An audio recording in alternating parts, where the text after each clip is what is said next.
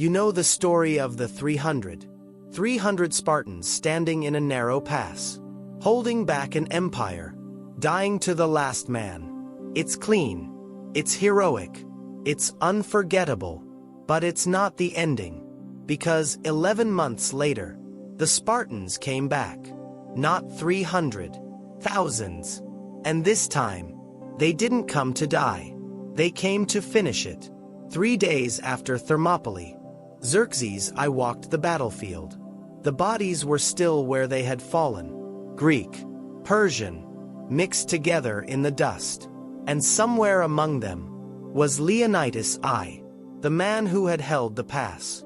The man who had cost Xerxes thousands of soldiers. Ancient kings didn't usually desecrate their enemies. Even in war, there were rules.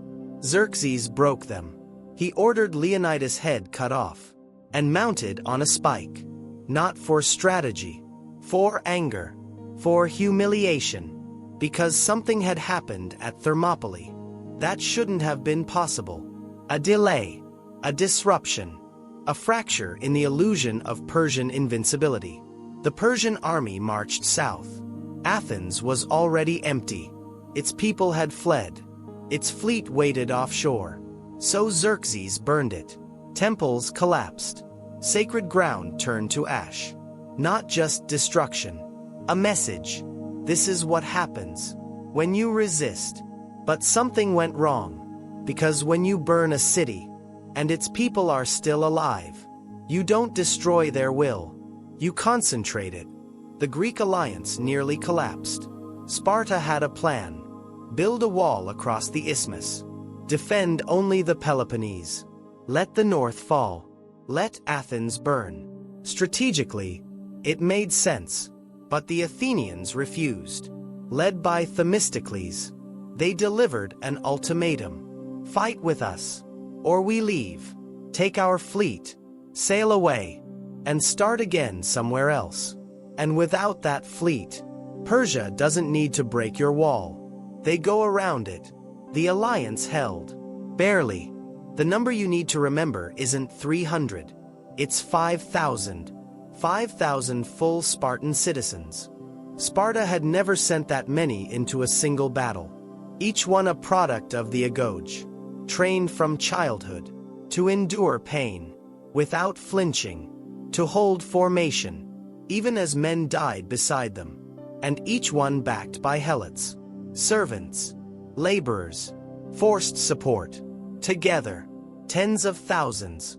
Add the Athenians, the Corinthians, the allies, and suddenly, this wasn't a last stand. This was an army. They met near. Battle of Plataea. High ground, broken terrain. Across the river, the Persian army waited, led by Mardonius, a veteran, a survivor, a man who understood war. But he had a problem. His army was built for open ground. Cavalry, archers, mobility. The Greeks had chosen the hills and refused to come down. So nothing happened. For 11 days. 2 massive armies, watching each other, waiting. No charges, no speeches, just tension. And then, the Persians changed tactics. They attacked the supply lines, burned food, cut off reinforcements. And then, they found the water. The Greek army depended on a single spring, the Gargantuan. The Persians destroyed it, collapsed it, poisoned it. 80,000 men, without water, without supply, waiting under the sun. War doesn't always break with a sword. Sometimes, it breaks with thirst. The Greeks decided to withdraw. Not a retreat, a reposition. Night movement. 3 columns. Spartans on the right, Athenians on the left, allies in the center. Simple, on paper. But war doesn't happen on paper. One Spartan refused. His name was Amampharitus. He picked up a stone, dropped it at his commander's feet, and said, "This is my vote. No retreat, no movement." He would not run, even if it wasn't running, even if it made sense. Because Spartan culture didn't care about logic, cared about perception. The argument delayed everything. Dawn was coming. The army began to scatter. The center moved. The Athenians got confused. The Spartans were still behind. The plan collapsed. And across the river, the Persians saw it. To them, it looked like a rout. An army breaking, running. Mardonius made his decision. He crossed the river. It was the last decision he would ever make. The Persian cavalry hit first. The Spartans turned to face them. And then something strange happened. They didn't charge. They didn't advance.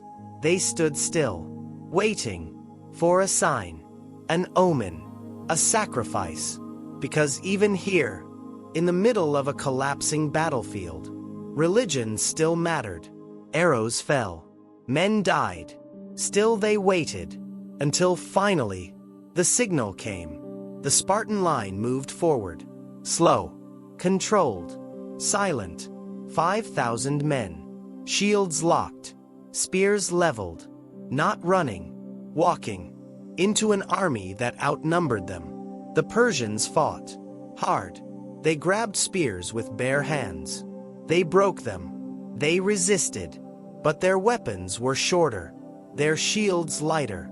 And the Spartan line didn't break. Because the men behind kept pushing forward. Always forward. At the center, Mardonius rode among his troops. Visible. Leading. As long as he stood, they stood. And then, a single moment, a Spartan named Aramnestus picked up a stone. Not a spear. Not a sword. A stone. He threw it. It struck Mardonius. The general fell. And just like that, the line broke. Armies don't always collapse slowly. Sometimes, they shatter. The Persians turned, ran. Thousands of them. Back toward their fortified camp. The Greeks followed. Inside that camp, there was no formation, no leadership, no escape.